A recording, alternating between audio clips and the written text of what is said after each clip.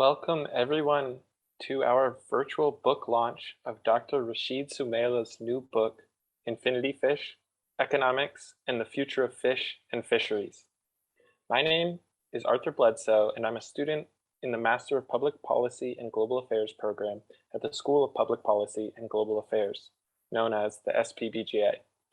This event is co-hosted by the SPPGA as well as the Institute for Oceans and Fisheries at UBC.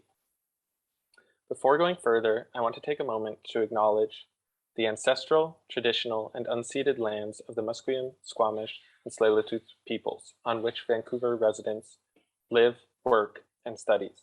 A couple housekeeping notes. This event will be recorded and posted afterwards on the SPPGA website. As well, we'll be taking audience questions later in the program through the Zoom Q&A at the bottom of your screen. We look forward to your questions. I'm pleased to introduce our discussant today, Farha Guerrero, who is the host of the Blue Hour on UBC's CITR 101.9 FM.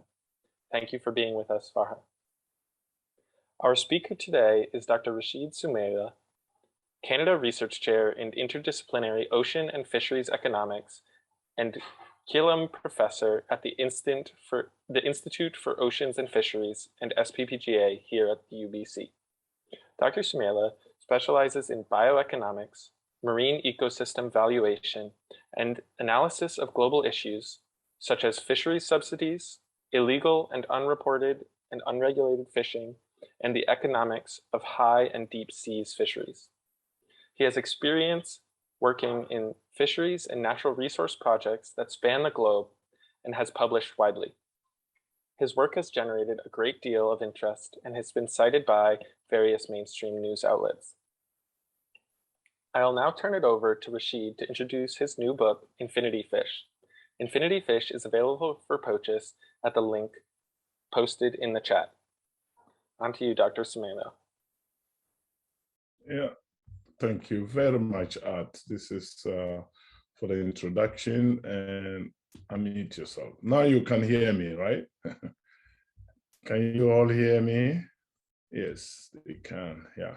So I'm sharing my slides. I prepared a few so that we can get a quick summary of the book. But actually, the fun part in my view is, the fun part is the conversation with Farha and also Q&A with all of you. So let's get going. Because this is the thing, I cannot get hold of my, let's see, okay, now I can, excellent, to put it on. Oh.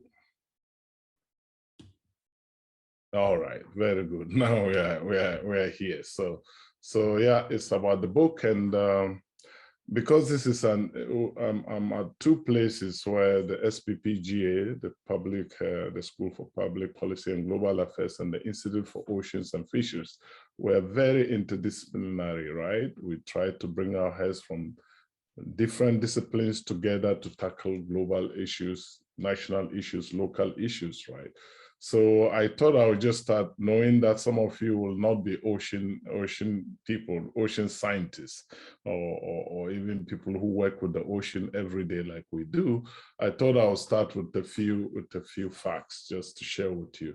Did you know that the ocean covers 70% of the Earth's surface? I mean, that is sometimes when you tell people who don't deal with the ocean, they get kind of surprised. And the slides I'm going to show you actually explains why me and my colleagues, both here at UBC and around the world, students and postdocs, why we take the ocean and fish so seriously. It is 70% of the Earth's surface, you know, and we all know that if you mess up 70% of something you care about, you are in trouble. So that's point number one. And did you know that at least about 50% of the oxygen on Earth that are generated in the ocean? So this is again a very important, and we all know how important oxygen is. In fact, based on this single factor, I like to say that the ocean is our lives, because without the ocean, half of the oxygen on Earth is gone. And what will half a life of a human being be? Is half for a human being is zero life, right? So this is important. And did you know that the ocean absorbs around 30% of the carbon we emit, right? Think about climate change, all the problems, especially in BC, that we face in the last 12 months, I mean, in this province. And the ocean is absorbing 30%. And this is good service for us, but it also affects life in the ocean, right? So that's something to watch out. The ocean is home to nearly 95% of life on Earth. I mean, if you look at the volume of the space where life actually can exist, living things can exist, 99% of it is ocean. Only about 1% is on land, because we people live on land. We think land is the beginning and end of everything. No, it is not. So that's important. Then, yeah, and we are on the Pacific. The Pacific Ocean is over 5 times wider than the moon. Did you know that? 5 times. So the Pacific Ocean is the largest ocean, I believe. It's really huge, and we are privileged to be living by the Pacific Ocean.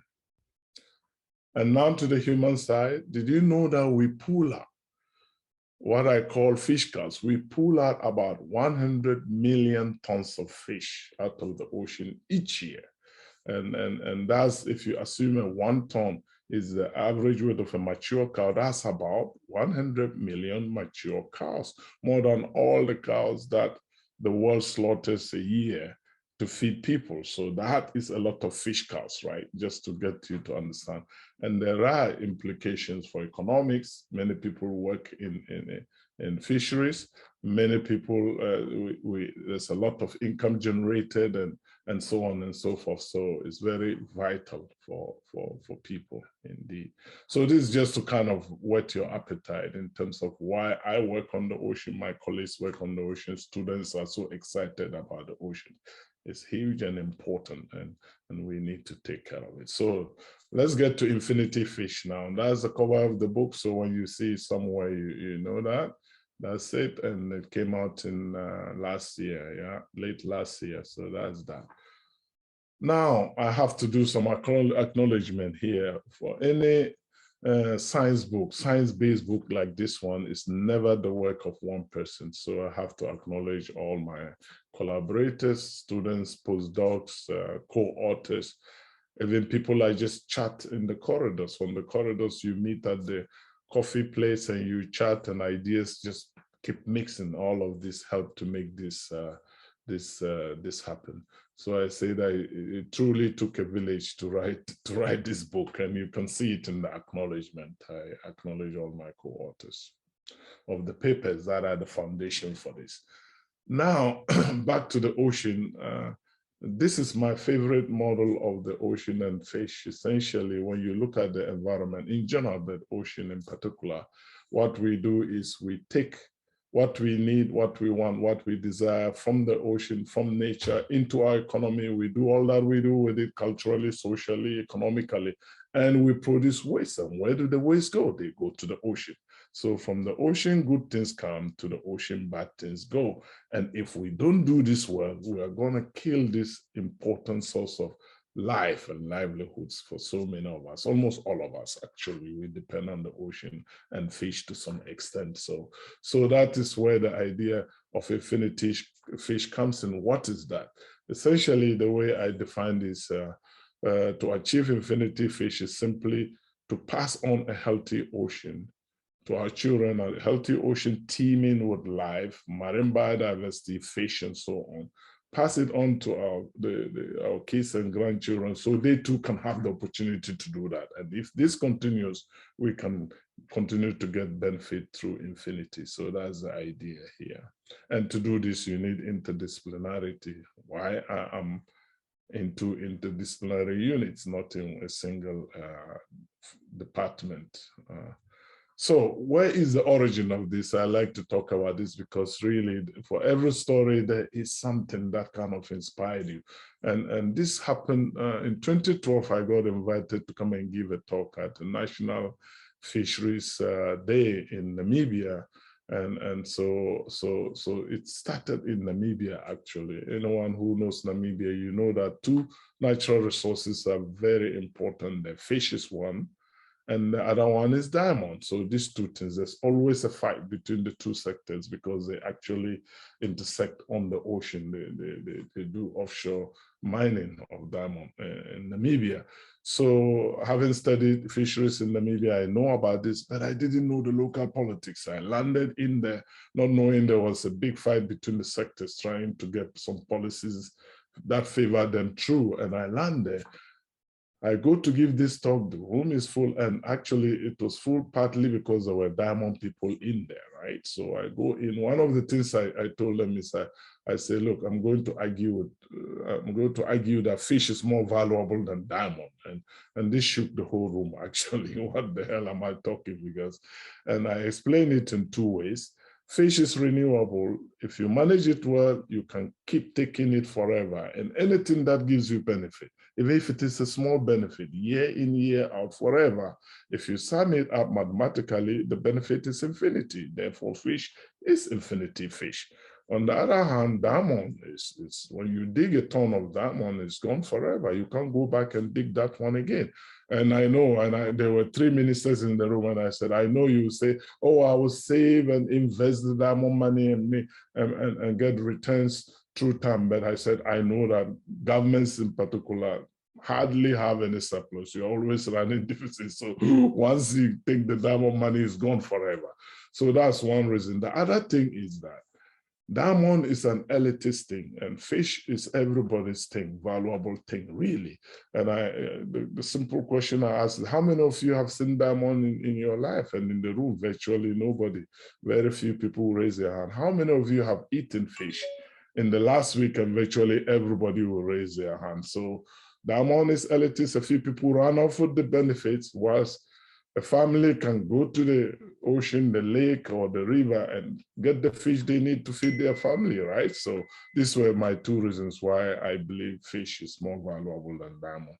And so that's infinity fish for you. Now to the book. And this idea underlines everything in the book, actually. So broadening the scope of what we value, I think that is crucial. So there are four key sections in the book, and then a concluding chapter. So the first one is about how to broaden the scope of what we value. And there I have two chapters in there, and I will show you a bit of information on chapter one in particular.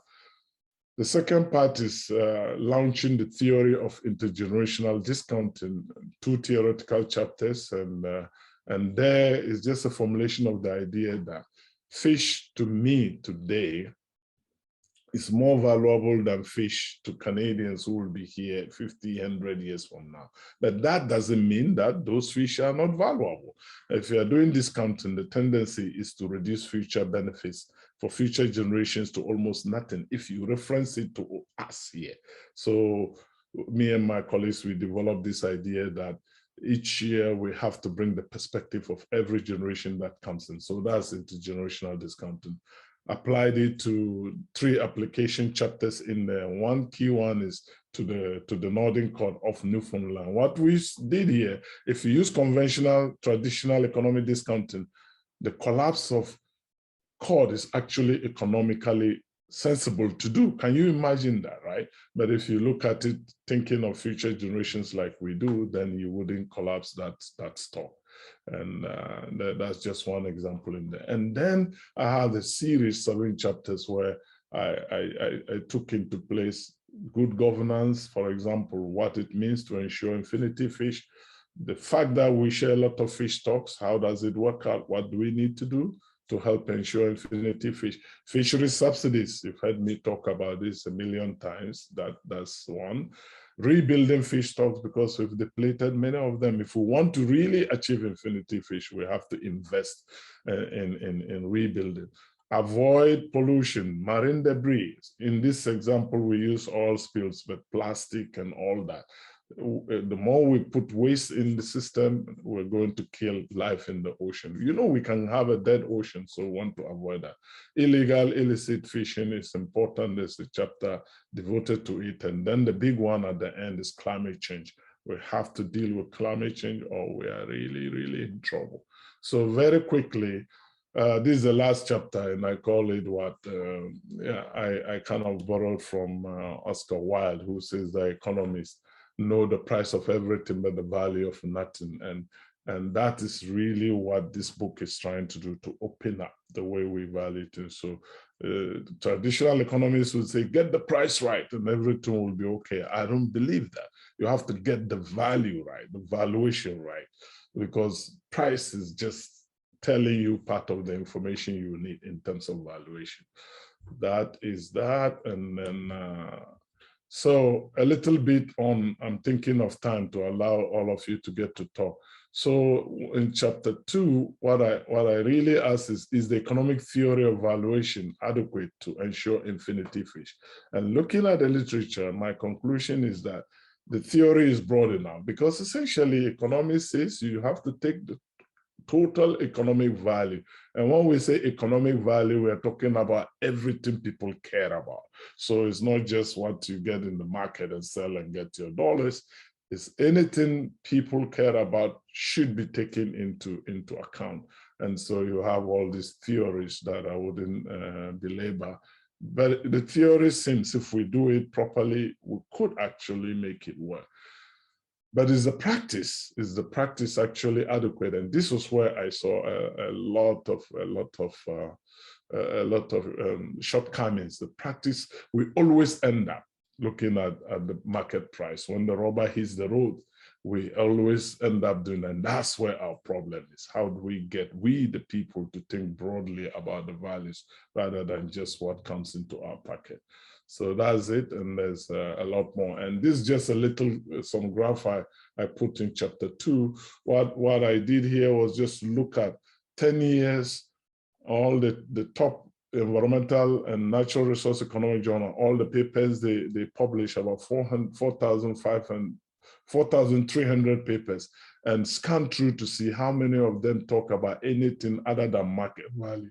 And this shocked me. Only 99% of all the papers were just talking about the market value. And that is where the rubber hits the road when it comes to practice, right? But the good news is when you split the 10 years into the more recent ones, we see more and more papers talking about non-market values. And so we are broadening, but very slowly, and this is a problem. This is the last bit I'll talk about. So to show you practically what some of the things we are doing, my group and collaborators, we have a collaboration with the First Nations Fisheries Council of BC, and we're trying to develop a simple valuation technique that is really broader than the market value. So we had a number of workshops here at UBC with the FNFC, about the fisheries, the First Nations Fisheries Council, and together we developed this approach, very simple approach. And it goes this way. First, you identify the different values and benefits derived from a fishery. So we did a pilot of this, and we actually go out, you use the contingent valuation approach. If you want to know the value of something, ask the people.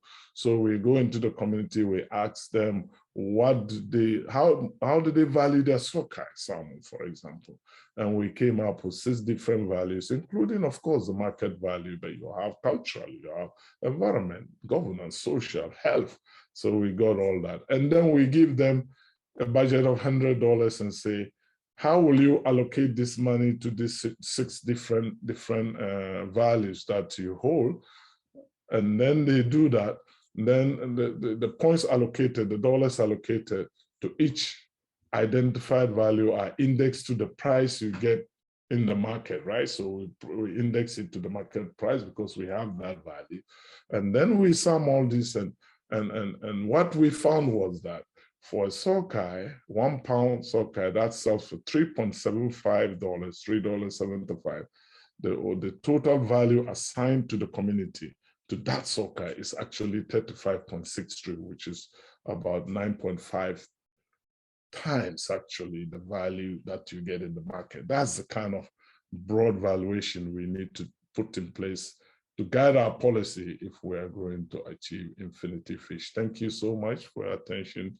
Thanks to Lindsay, Tina, Reza, Farha, and Art for being part of this. Much appreciated. Now, back to you. Thank you.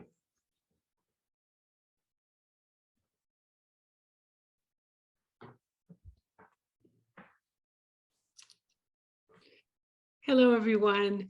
It's a real pleasure to be able to speak with you, Rashid, again. This is our third chat in, well over a decade, or just about a decade. And I thought I would begin by sharing with you a book that I read very recently. Many people will know the name. It's called The Old Man and the Sea, and it's by Ernest Hemingway. Mhm. And it was the first time I actually read the book, but I did think a lot about you and about your research, because it brings you into this fictional world of a man out in the big ocean. This is on the coast of in the Caribbean Ocean, and it just made me think about this relationship that you have spent your life researching, our relationship with the ocean and the health of the ocean. And so why don't we begin with that? Why is it important to you, and why has it been so important for you to really emphasize that meaning of the health of the ocean is the health of humanity? Yeah, no, the ocean is really important, but I think I can trace this back to my grandfather, who has been quoted quite a bit since I mentioned this. I made it public. I think people kind of love it. It's about the environment in general. And this in fact, in Hausa we call our grandfathers aboki. Aboki means a friend, right? Your grandfather is your friend, so we talk and play, we tease each other and so on. And he used to tell us when we were playing soccer and jumping and hitting the ground, and he would say, you guys, just because you can do this jumping doesn't mean you should do it. Remember, think as if the earth feels pain when you bang on it. And if you have that mentality, it's going to help you to relate to everything. And I think that was the beginning, okay? So I had this idea that just because I can do something, I shouldn't do it. That the environment, even though we don't know it feels pain, actually could feel pain. And therefore, whatever we do we do it wisely, carefully, and so on. And I think that's what fed into my passion for the ocean and fisheries, which actually I picked up in Norway, where I did my master's and PhD. And everybody who knows Norway knows fish is everywhere. There's oil and there's fish. In Namibia, there's diamond and there's fish, right? But they have, and so I picked that up in my master's thesis of when I was doing my thesis in economics. I actually, it was on fisheries and oceans, and that just kept going, you know.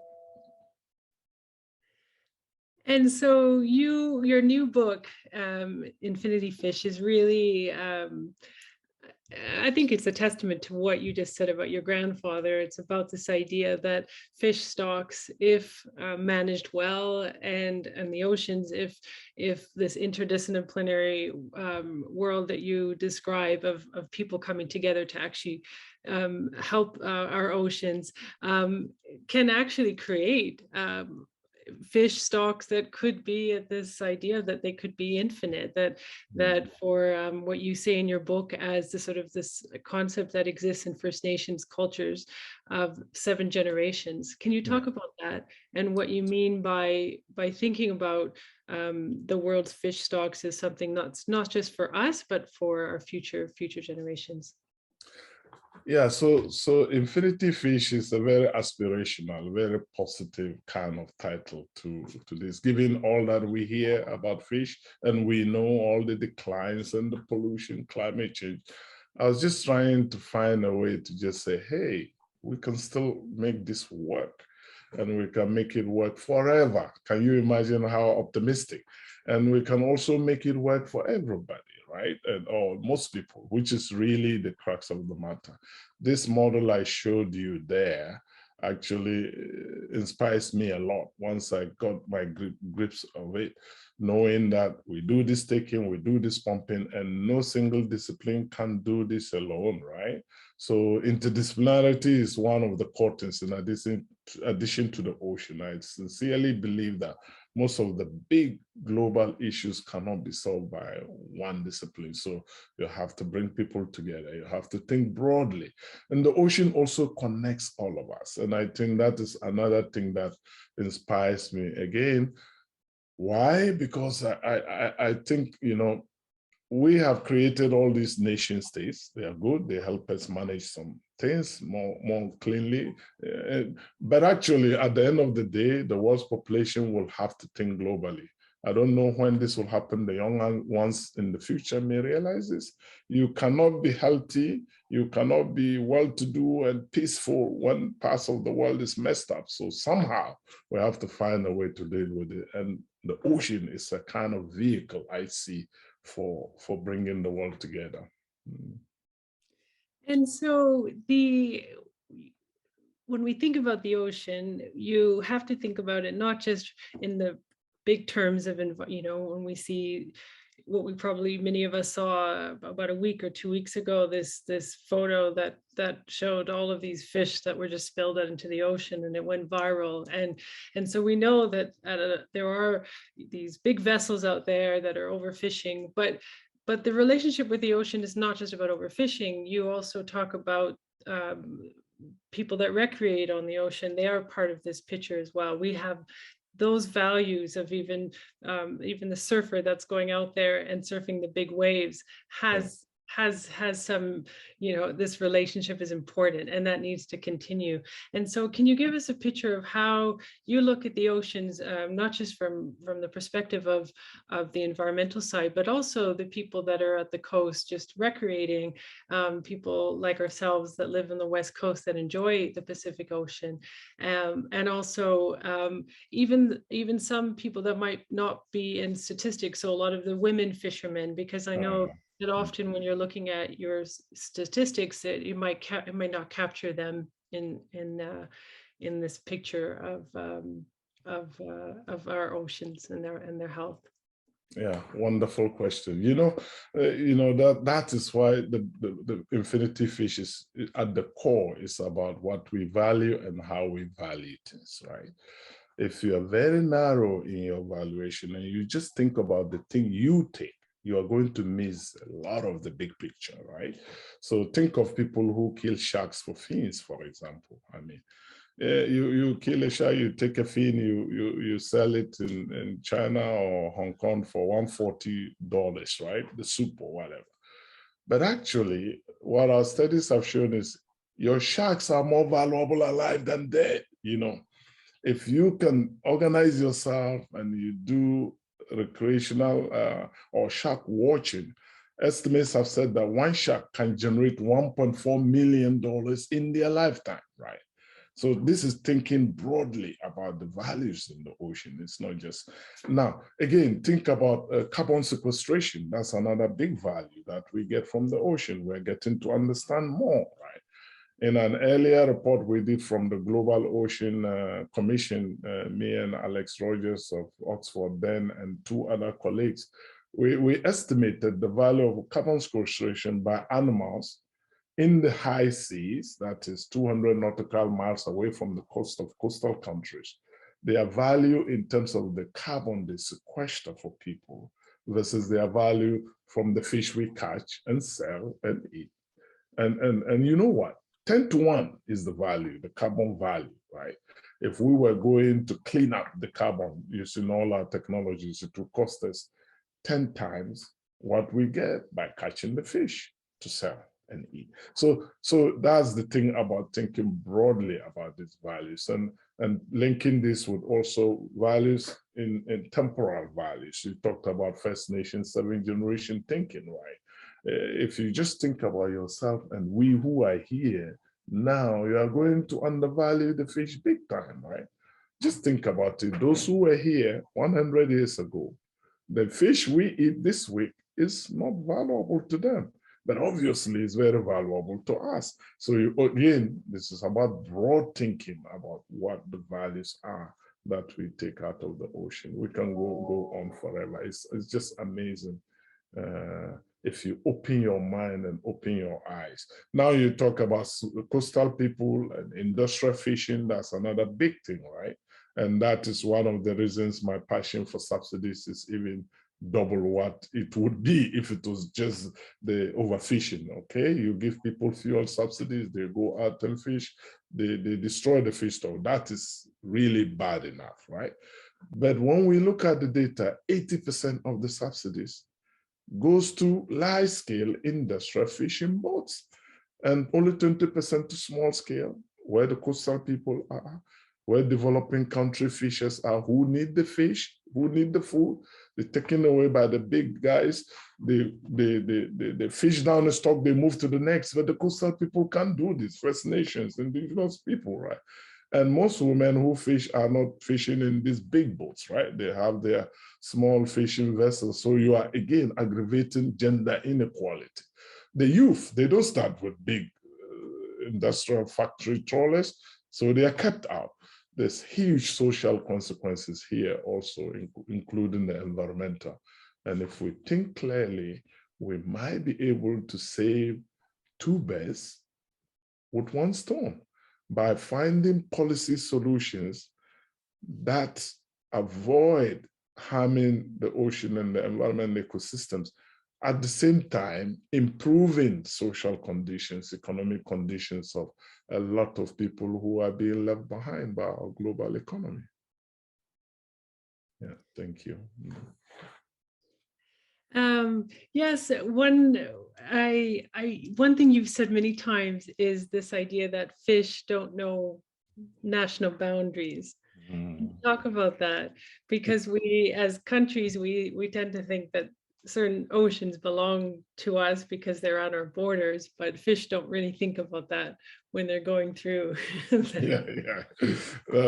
is a fun question for me. And End of the Line, this is the documentary, and I think Ellen DeGeneres called that the inconvenient truth of the ocean, right? And this was the first really scientific documentary that about the ocean and what we do to it and its sustainability. And this was the first place I said something about this in a very funny way, right?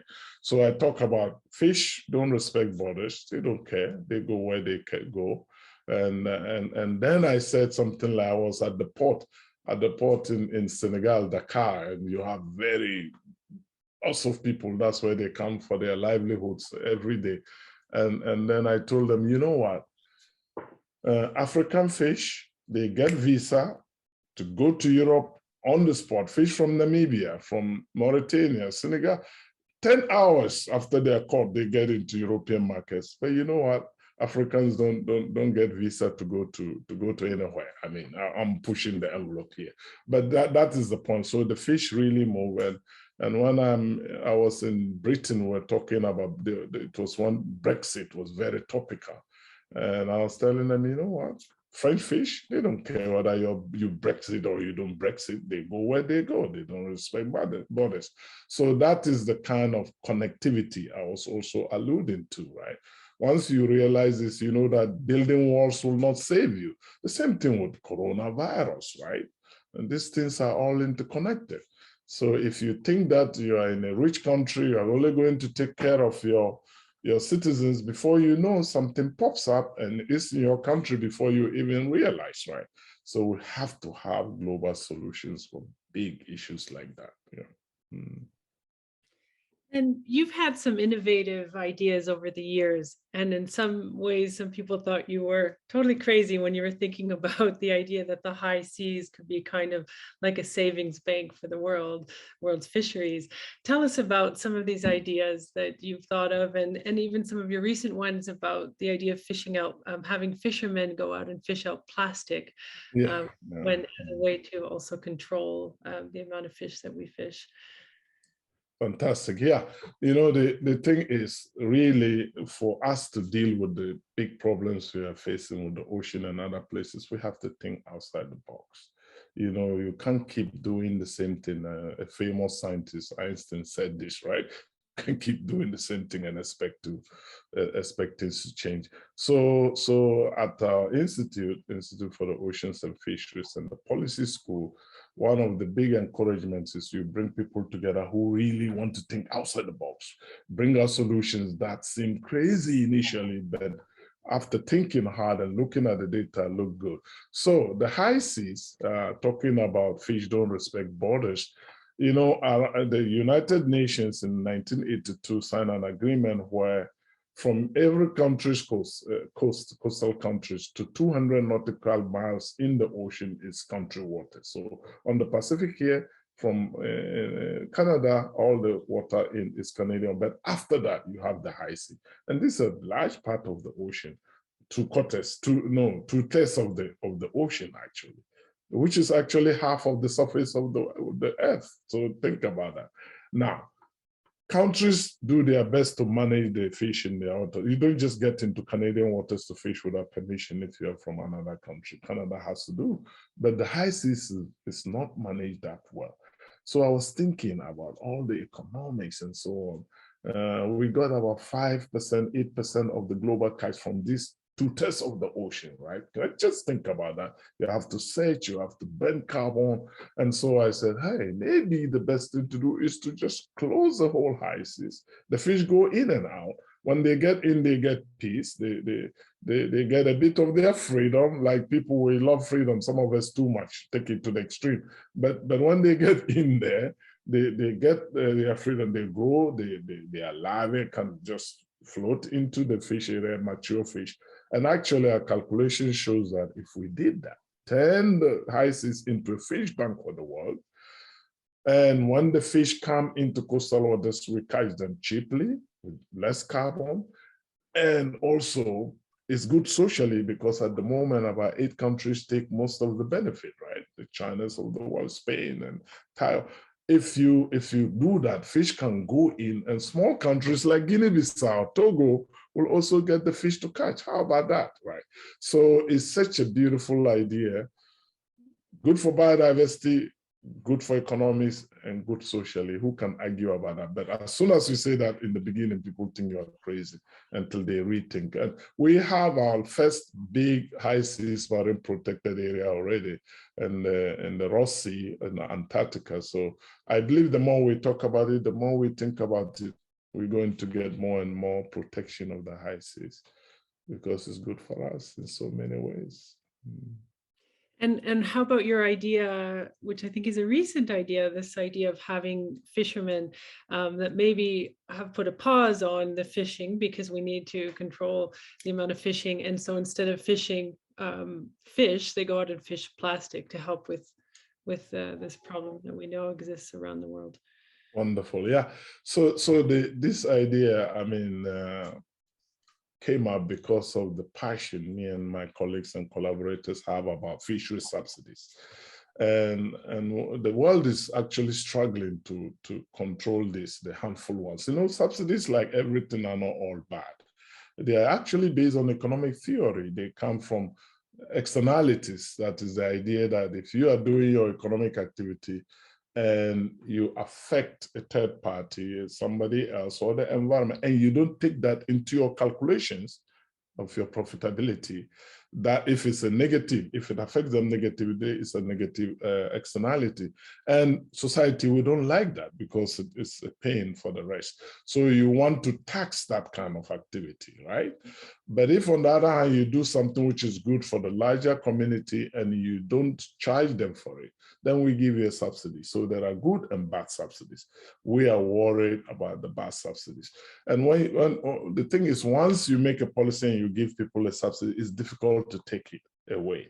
So what we are trying to innovate here, say, we are not saying take the money out of the communities. No, keep them there, but let these monies work for the nature and for people. And that's where ideas like, hey, okay, we will use our taxpayers' money to support your livelihood, but when you go out, don't catch the depleted fish stocks, let them prosper. Rather, go catch plastic and clean the ocean with all the debris we put in there. So another very beautiful solution here. They get their livelihood, and we all want everybody to have livelihoods. I mean, I think that's one of the things the whole world has to work on. So give the fishers their livelihoods, They clean the ocean gets cleaner. They give the fish a break, we get more fish in the near future. And again, another win-win-win, beautiful stuff here. And I think those are the kind of things we need to think more about. Yeah. Rashid, how do you stay so optimistic? For those of us that follow the news and we see, like I said, the image we saw the other day with just so much fish that just was sort of thrown out into the ocean, and we know about oil spills. We know that there's this constant problem with plastic and everything else. How do you keep optimistic about the health of the oceans, and how do you even imagine this idea of infinity fish? Yeah, I think the whole thing about optimism is I come up from the point of view that I have no option, right? I mean, life has to go on. There are problems, but we cannot give up. Being pessimistic wouldn't take you anywhere. So that's one key thing. I mean, we got to do the best we can to solve the problems at hand. That's one. Another thing is I like looking back to history. And frankly speaking, we have lots of problems in the world. But if you look carefully, there are also good stuff that have happened, you know, whether it's gender equality in many places, we have some improvement, lots of ways to go. Whether it's racial equality, there's a lot of issues, right?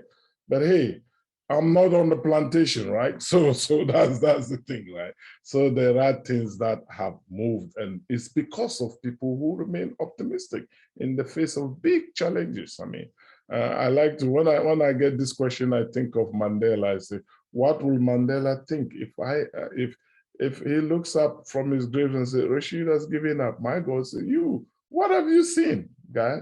Why do you give up? If with all the things he went through, he could still come out as a positive human being, trying, manage to land this country, which many people thought South Africa was going to explode right from the word go, managed to soft land it and so on. Then who am I not to remain optimistic? So these are the things that actually keep me going. Hey, don't give up. Anyone on this line, whatever you pick, put in your best, and you can see it. I mean, that things are moving. Things are moving. Yeah. Thank you so much. Yeah.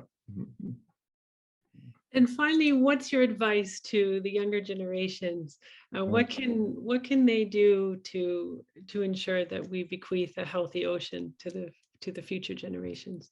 Oh, now you are making me sentimental, because really, young people, that is where I get a lot of my inspiration and optimism also, right? I mean, it's just remarkable that there is hope there.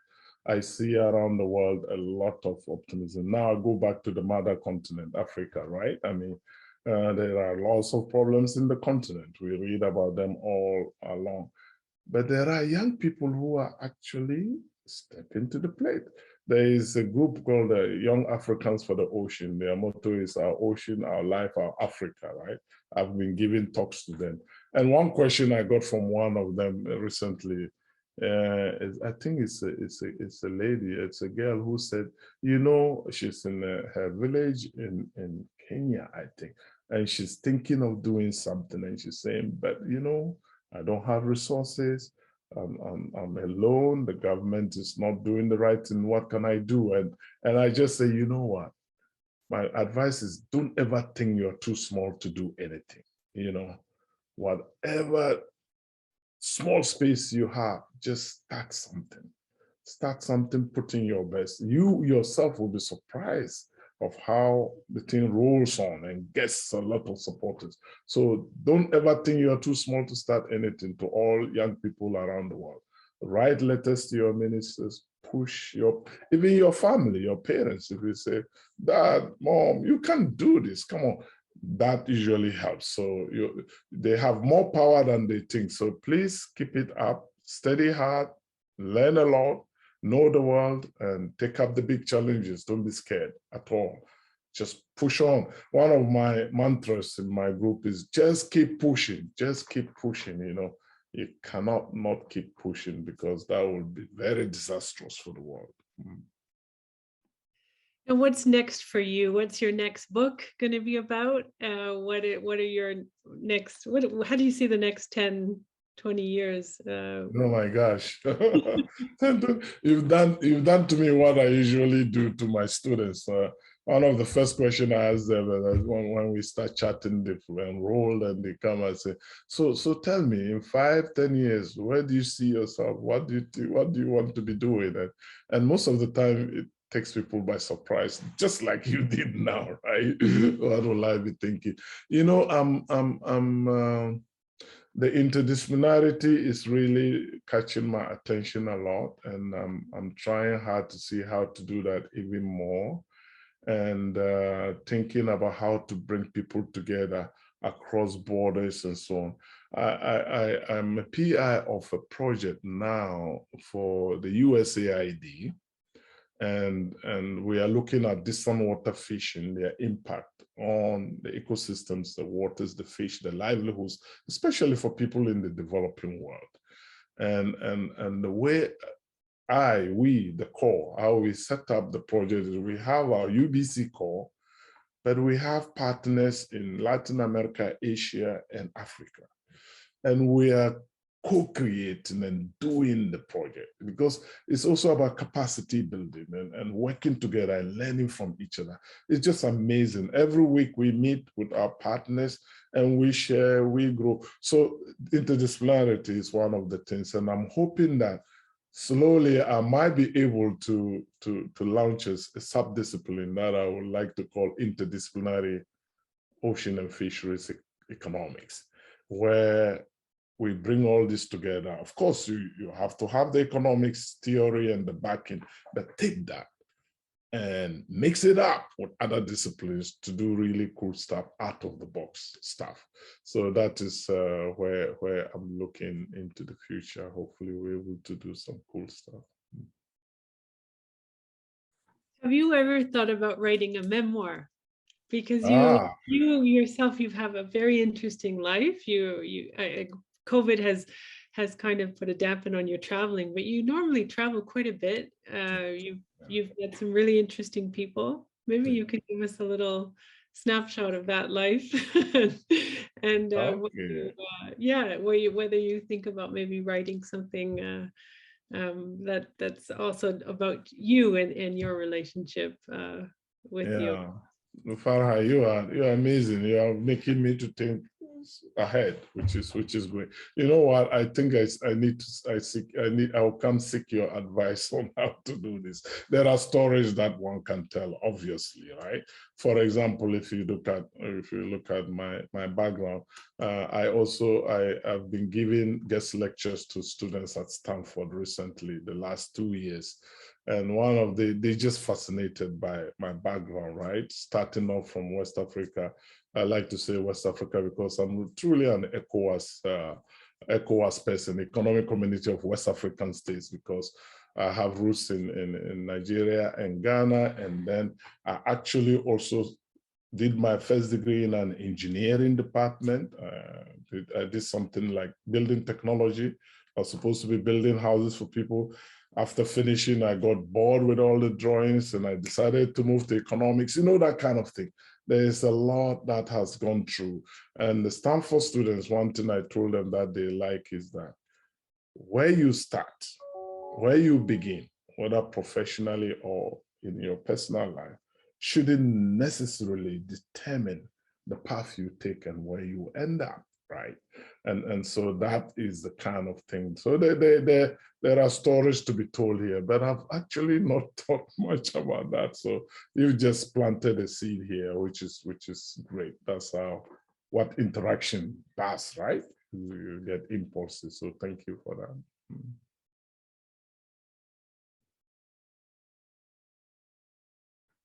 Are you muted?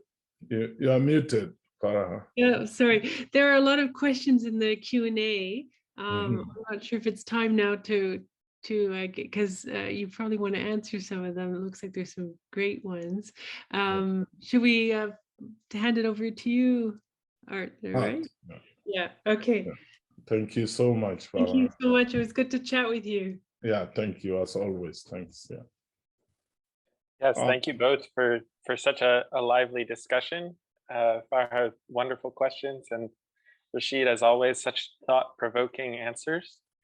So we have a quite robust list of questions in the chat, and I will start with the first one, which is a very practical question. How can your perspective and the recommendations that you make actually be integrated by fisheries management officials and the seafood industry? And I'll add my own addendum to the question, which is there's a public aspect to that question and a private aspect. Yeah. And I would also add there's a role of multinational government here, multinational governance, and then national government and local governments that are making these policies. So I was wondering if you'd speak to that. Yeah, that's really a huge question, because now it's not about talking ideas. Intergenerational discounting, all right, makes sense, but how do you make it actually be used and applied and so on? So that's tough. I think it needs a lot of people on deck. It needs people to, first you do the convincing work. The more you get people to really see what you're doing, the more you can make progress. And then you have to work at all the scales that you talked about, at the local level, at the regional, national, and global. Yeah. And I get all sorts of reactions when I give this talk, especially about the intergenerational discounting. And that I'll give you two examples that will show the challenge and the opportunity. I gave a talk in Holland, right? In Holland, and there was a professor from Ghana. And when I gave the talk about it, she came to me after that, really excited. She said, "Oh my God, I'm very sure that our fishers in the coast don't think this way. I want to take you to the coastal community just to talk to them. I think if they get this, they're going to change the way they relate to the ocean." So you see, you can actually have that kind of reaction. And then I was in China, I gave a talk about this, and a retired American professor was in the audience, and he came to me and said, "You know what, Rashid, all that you say here makes sense to me, but why should I care? I don't care. What did the past generation do for me? So why should I care?" Right? So you get different generations, and you just have to get the information out. If you get a critical mass of people, then you can start getting action, right? And sometimes you do this work and you're so frustrated, but actually sometimes there's a political opportunity that shows up, whether you have a minister or you have a president or prime minister who suddenly actually sees the light and then takes this and runs away with it. And this has happened. The high seas closure, that was one of the last things John Kerry and Obama managed to push through. There were two holdouts, Russia and China. Up to today, I don't know how they managed to get them to sign on, right? Because these are leaders who actually understand that we need to do something to protect nature. So, hey, no easy solution there, but there are prospects. We just need to exploit them. Yeah, thank you. I wanted to move. When you talked about going to speak to small-scale fishermen who live on the coast of I believe it was Senegal, it reminded me of another question in the chat, which is how this idea of more of a comprehensive valuation of economic benefit can sort of be applied in such a sort of competitive economic environment where the vast majority of people are sort of living to survive in this economy and don't really have the luxury of including these other things into their economic calculus, and sort of are forced into making a livelihood the way that they can, and then also spending that on the necessities they need to provide for themselves and their families. Yeah.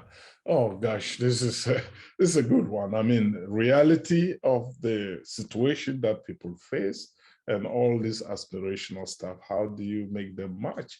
Again, in Namibia, I finished a talk and fisheries manager like Rashid, okay, but what do we do with our poor fishers now who need food? Right. So that's why you are alluding to, and I recognize that, I understand that. In fact, that has made me to start thinking that the problems of the fisheries sector are not going to be, we are not going to be able to solve them if we just think only about the fishery sector. We need to be expansive in our thinking. In fact, that has pushed me to start thinking about universal basic income, actually. You know, universal basic income could actually be an amazing thing if we can implement it, right? Because then we lift people to decent livelihoods. Can you imagine that? We do that everywhere. Then we create a lot of space for us to do optimal management in the sense of economics. Then you are not going to starve people, which nobody wants, right? So it's making me actually start thinking of big stuff because of exactly this problem. And this is why we have governments, right? We have the I part and the we part of this equation. The I is the one you describe. People wake up, they need to take care of their families, their children, and so on. They have to do that. But at the same time, we have the we part where we have to think how to move the big ship in the right direction. And that's why we have government. We have to make our governments work for the people also. I think that is part of the issue here. Yeah. Yes, of course. That's a really good transition into another question in the chat, which basically posits that, well, if we're using this concept of intergenerational discounting on fisheries, perhaps there could be other resources that we should also be using this for. And the commenter or the questioner references forests, and obviously forests in British Columbia are as salient as fish, if not more. Yeah. And the preservation of these forests, which we are at risk of destroying, once and for all. So maybe you could speak to not only the potential of your work and theories in other fields, but if you've seen any applications of it thus far. Yeah, wonderful. This was in Geneva, I gave a talk and somebody came to me and said after that, I said, you know what? You're not just talking about fish. You're talking about our life. We are discounting our lives away. So this thing applies almost everywhere. And there are applications of this, and I've seen it in finance and in river systems, freshwater systems, in forests. So it can be applied very broadly. In fact, today, I started my day at 2 a.m. actually. Why? Because Macron is actually organizing a One Ocean Summit now in Brest. I was invited, but I wouldn't go, right? It was too short notice. We have COVID, we have all the carbon thing. COVID is making many of us reassess our travel. So I had to be on virtual. And as I was talking about infinity fish, I just wrote, I wish you can see that. I just wrote a title of maybe a paper of something where I say, infinity fish, infinity biodiversity, infinity life and livelihoods. So these ideas are actually broadly applicable. It's just that my application is on fish. So yeah, great comment there. Yeah, thank you. So I think I just wanted to take a second to ask about this term infinity fish. And obviously the way that you've framed it is extending temporally and not necessarily volume in the current time. But I think that we do face a real problem with the explosion of demand for fish, especially, rare and endangered fish, with things like sushi becoming globally popular at an unprecedented level. And so I'm wondering, what is the role of sort of us as consumers and of the seafood industry in taking some of this into account and recognizing that our fisheries cannot support the infinite growth of demand for fish consumption? Yeah, great question. The idea of infinity fish works only if we deal with some of the issues, the demand and the growth thing, right? The thing is, we cannot. The world population is growing. We cannot continue eating fish at the same rate. Some people think agriculture can save us, right? Can produce all the fish. And this is something I'm contesting with colleagues that, I mean, aquaculture has a role to play, but it's not benign. It's not just coming. Somebody actually told me that we can feed the whole world. Why do I care about sustainability? We can feed the whole world from fish farms in one high-rise building in Holland, the person told me. So I call this aquaculture over optimism, right? So we need solutions that go to the base of the problem, right? Well, and I think our philosophy of value, we need to adjust that. That's why I talk about value and valuation, right? We need to reevaluate what is success, right? Success is somehow you create something, you have $100 billion, you go just build a super yacht and take down the bridge in the city, or is it actually other things, right? I like to say this, I don't have empirical data to back it up. From my observation, if you're a UBC faculty, I think, and you drive to campus in a big truck, many of our students will consider you, they actually won't respect you much. I mean, that's my observation. So if you want to be a hero, you ride a bicycle to campus, right? People appreciate that, they know that you're doing something. So that's the kind of thinking that we need to bring into the fore to help us with this growth and big stuff. Demand has to go down, at least in some parts of the world, you know. I think it was Daniel Pauly who said something like, we in the West should probably think of fish as we use medicine. So you just take fish as a real special delicacy, not to feed you per se, because we have other options, so that people in West Africa who don't have any options, or in Southeast Asia, can have some fish to eat. So there's all those things that need to come into force for us to solve this problem. Yeah.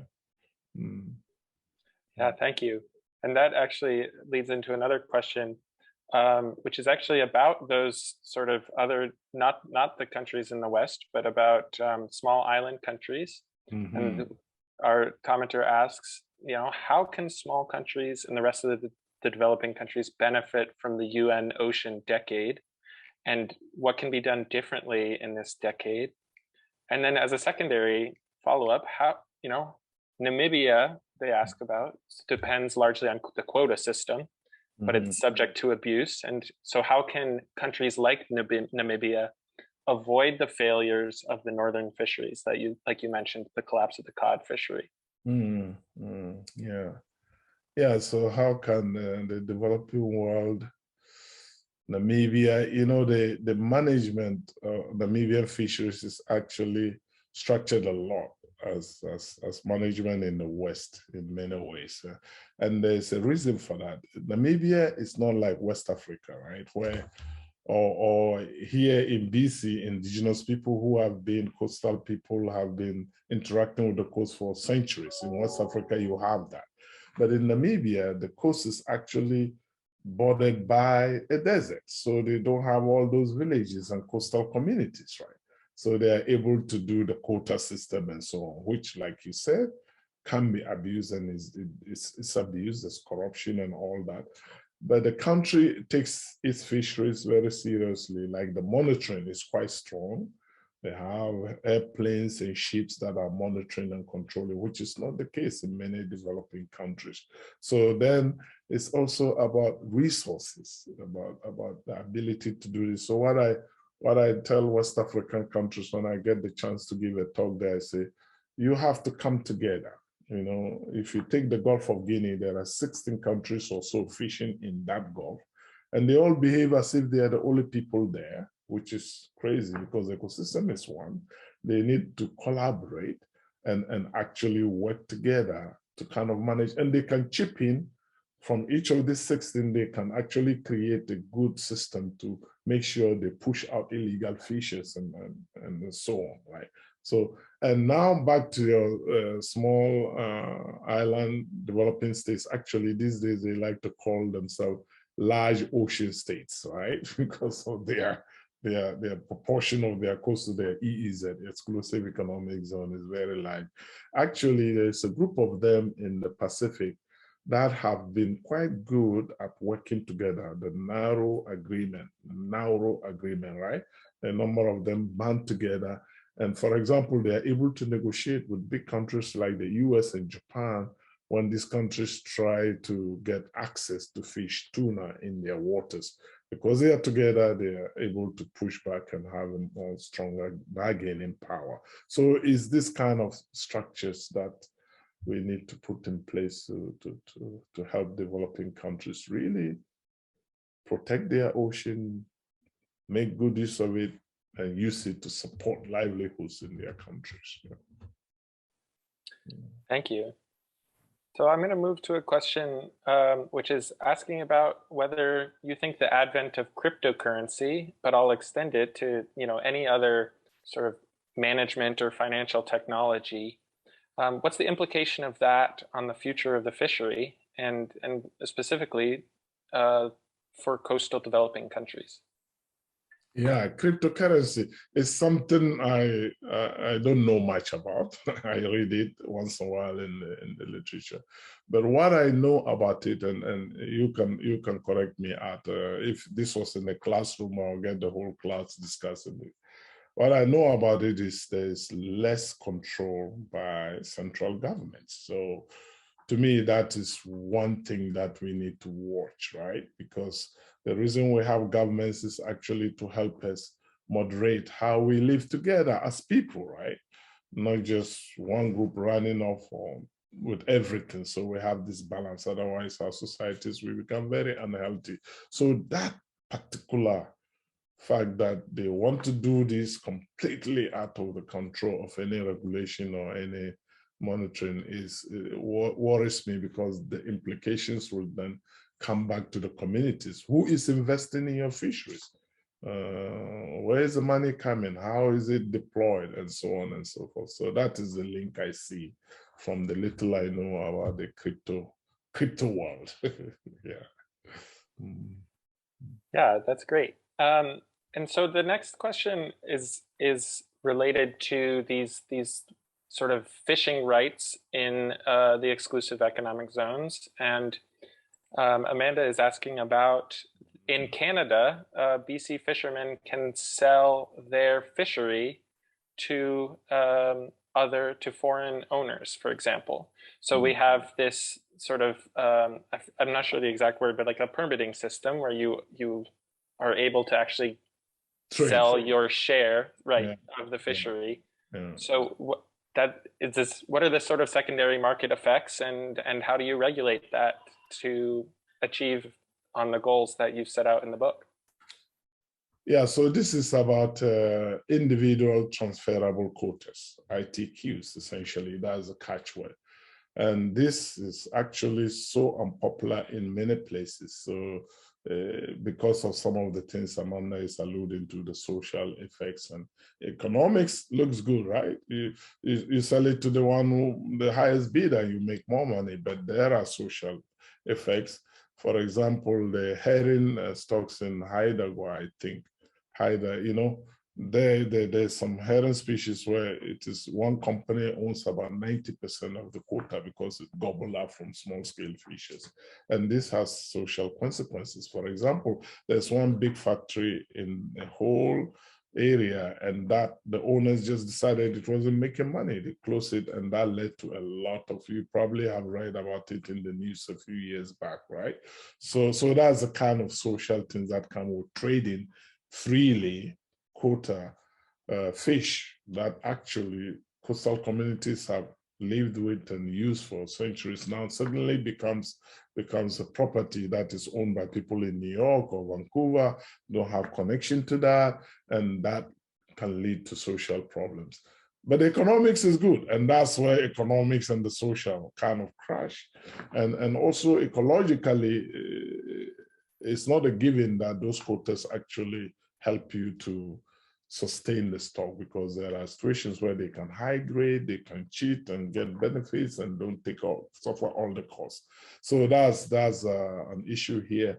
So I know that there's quite a bit of discussion on the West Coast here about bringing in what has been used on the East Coast for many years, that is owner-operator kind of quotas. So to get a quota, you have to have a boat, and you operate it yourself. In that way, you can keep the quotas within the community. So there are lots of measures taken. Community-based quotas are some of the things. In Alaska, there is indigenous people who have the rights to their coastal fisheries, and only they can allow anyone to come in there. And the nice thing is they actually get fees, which they then plow back into the community, build schools and roads and services for their members. So there are ways to do this to avoid the social cost or reduce them. Yeah, thank you. That is actually quite a heartening answer. So actually along those lines, we have a question sort of, how does achieving infinity fish support the provisioning of equitable fish? So as we're striving for biologically sustainable levels of fisheries and fishery management, how do we actually also advocate for equitable distribution of the gains from those fisheries? Yeah, super. So the thing is, these things have to be taken together, you know, and many even NGOs are not talking about how do we take off the most vulnerable, the coastal population, the small-scale fishers, women fishers. How do we make sure they are viable whilst also making sure we have sustainability? So we need to think that way. And in a recent paper, I think it was last year, me and Travis Tay, my former student with William Chan, we actually developed a simple model where we say, if you look at, you can reduce our relationship with the ocean or nature into two. You have people here and you have nature there. And the only reason nature is having problems, we people go there, right? We go there to cause all the mess, you know, we overtake, we pollute. So you need to, in our design of policies, we need to make sure that the policies we put in place actually reduce negative feedback from people to nature and nature to people, and enhance positive feedback from both sides. And you can think about climate change, for example. Warming oceans, acidification, deoxygenation.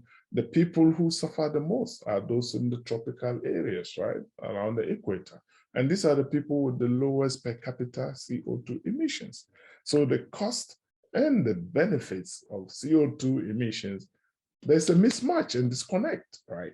So you have to have policies that help bridge this gap. Otherwise, we have a very unhealthy world. You have people around the equator who livelihood is vanishing, and people don't just sit down and die. No, people move.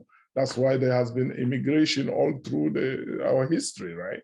When things are tough, people just move. So we're seeing more and more environmental refugees migrating, forced migration, forced labor, slavery. My God, all these things are connected. This is why we need really solid thinking by our policymakers, which they wouldn't do until we push them. So it's also a call on every citizen, right, to really help us get policies that reinforce positive feedback from people to nature and nature to people, and dampen negative feedback, like the harmful subsidies I described. Lots of negative feedback.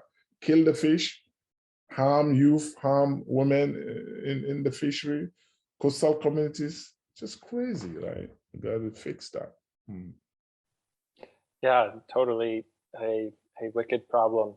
And on that note, when you talk about subsidies, you've talked about how about 80% of those actually go to these large industrial fishing trawlers or companies.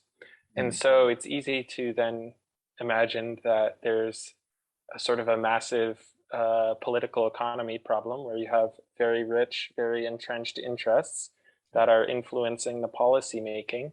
So what would you see as a pathway to actually changing the real landscape of the subsidies in the context of some very wealthy and very powerful people benefiting off of that who are opposed to that change?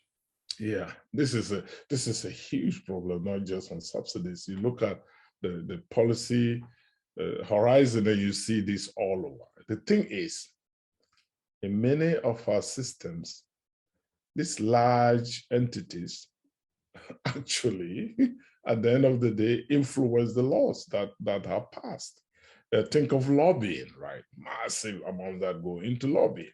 And so even though climate change is so clear what to do, we cannot do it because we have this roadblock. And so the same thing with subsidies and fisheries management.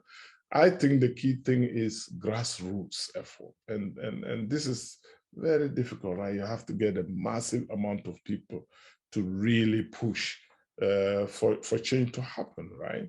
And we have a compounded problem, something that really bothers me these days. The two things that bother me: the misinformation, the untruths, the lies, I mean, you have respected people just get up and they have no respect for facts. How do you deal with that? I was giving a talk somewhere, I don't know whether it's in the US. I say, you tell them this is a cup of tea and they tell you, no, it's not a cup, it's a banana. Until you tell them to eat it, then they won't eat it, they just move away to the next lie. How do you deal with that? Oh my gosh. So these are the things we really are struggling with. I don't know.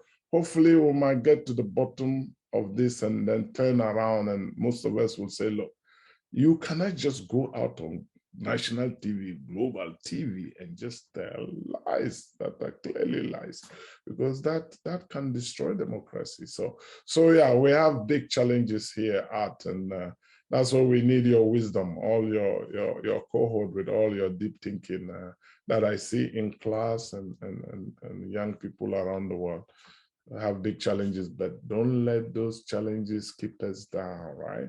Let's find a way to turn challenges into opportunities as much as possible, and I think we'll be better off. Yeah, that's so inspiring.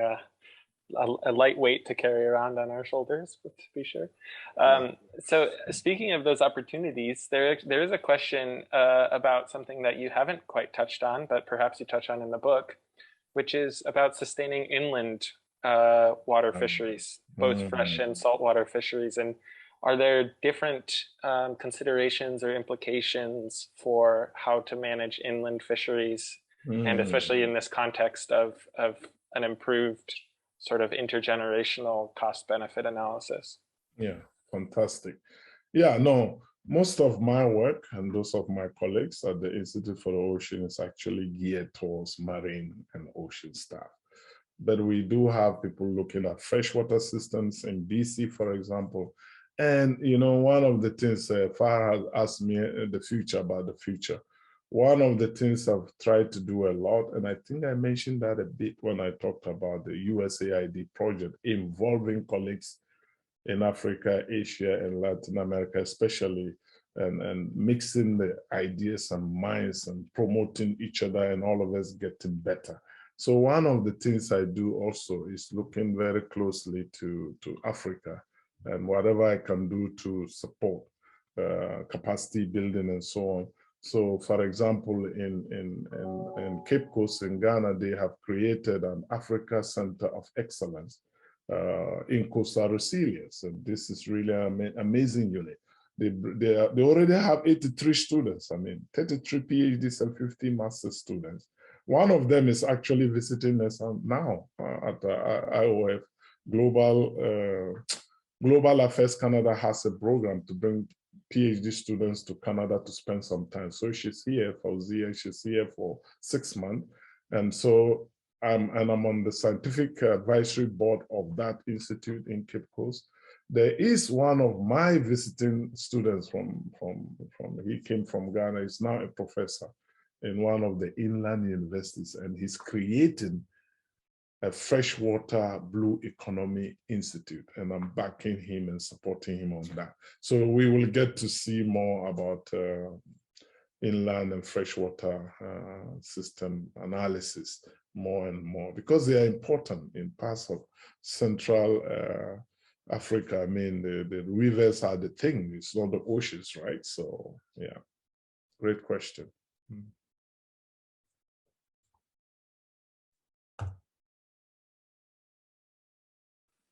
Thank you. And with that, I think that actually wraps up most of our questions. So I'm going to take the time now to thank you, Professor Sumaila and Farha, for that engaging discussion, for our audience for being with us today, and for a very comprehensive and deep list of questions, and for provoking this wonderful discussion. And we look forward to hosting many more events this term, both virtually and in person, at the SPPGA. Thank you so much. Thank you, Art. Wonderful job. And Farha, my God, what can I say? So thank you. And thanks to everybody who made the time to come, because I know your time is so precious. This 1.5 hours is a lot. And thank you for coming to listen to us. Farha, you want to? Oh, thank you again, Rashid. It was very kind of you to invite me to such an important event. That was great. It was really nice to chat with you again, and I hope we do it again. Do it again. Yeah, thank you so much. Yeah, wonderful. Thanks, everyone. Thank Cheers. you. Thanks to my 2 institutes, SPPGA and IOF, for all the support, and colleagues. Bye-bye.